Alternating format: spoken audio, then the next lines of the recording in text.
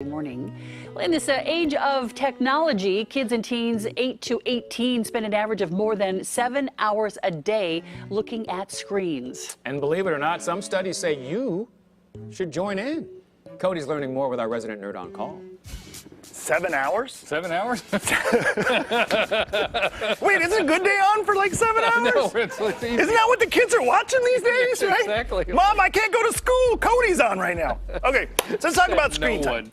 Yes. I am going to drop some knowledge on you, so you want to get out your pen and paper and get this written down. Okay, so check this out. So everybody's heard of the American Academy of Pediatrics, right? I mean, you've heard of them, right? Yeah. Well, in 2016, they came out with a study that said that kids that are under, or basically between 2 and 5 years old, they should only get about an hour of screen time a day. No more than that. I know, an hour. That's 6 hours less than they're getting. Yeah. And if kids are between 6 and older, they should get really hard set limits, right? Oh. And that are consistent. Okay. Excuse me. But then Oxford University, you know those limey guys over there on the other side of the pond, they came out and they said, actually, screen time isn't that big of a deal.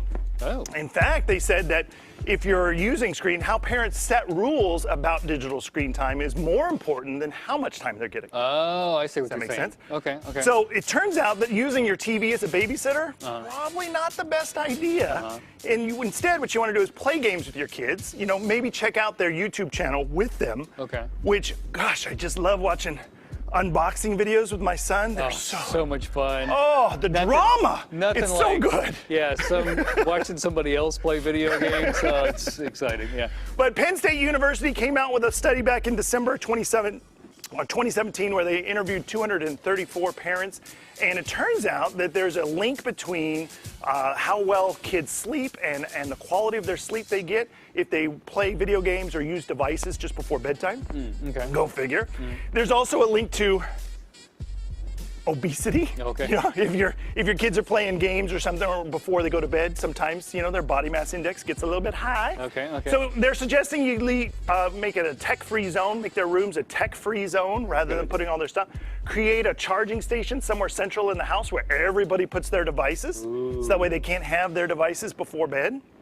Then the University of Michigan, they came out with a study that looked at 4 to 11-year-olds, and it turns out that how children use their devices, not how much time they spend on their devices, is more indicative of their emotional health using the devices and their behavior. So the warning signs for addiction to screens is if you take it away and they start freaking out, they might have a problem. Okay.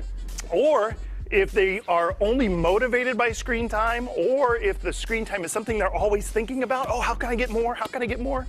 Maybe that's indicative of them being addicted. Okay, okay. So instead, or if it's taking the place of family activities, like instead of participating in a family activity, they're sitting on the couch playing their games. Or if they're sneaking it, they may be addicted to their screen time. So if they are showing these signs, you just want to restrict access more. And then, of course, the Institute of Family Studies, we've all heard of them, they came out and said, it turns out it's more about the parents' usage of devices rather than the kids. So, for example, if you're scrolling through Facebook at dinner time, the kids are picking up on that behavior, and it can create, or if you're, for example, I think it was in the segment plan we were talking about brushing teeth, and if the kids are playing around brushing teeth. Anyway, so if it comes down, if they're showing signs of hyperactivity or behavioral problems, it could be because of the parents' usage of the devices.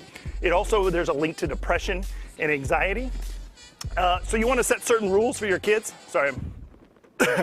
You want to set certain rules for your kids about usage of device and apply them also to the parents as well. Okay. Does that make sense? All right, yeah, that makes sense. Yeah, they see you doing it, then they're thinking, oh, well, it's fine for him, it's good for me. Yeah, and if they see you doing it, they're going to be like, oh, that must be cool, Dad's doing it.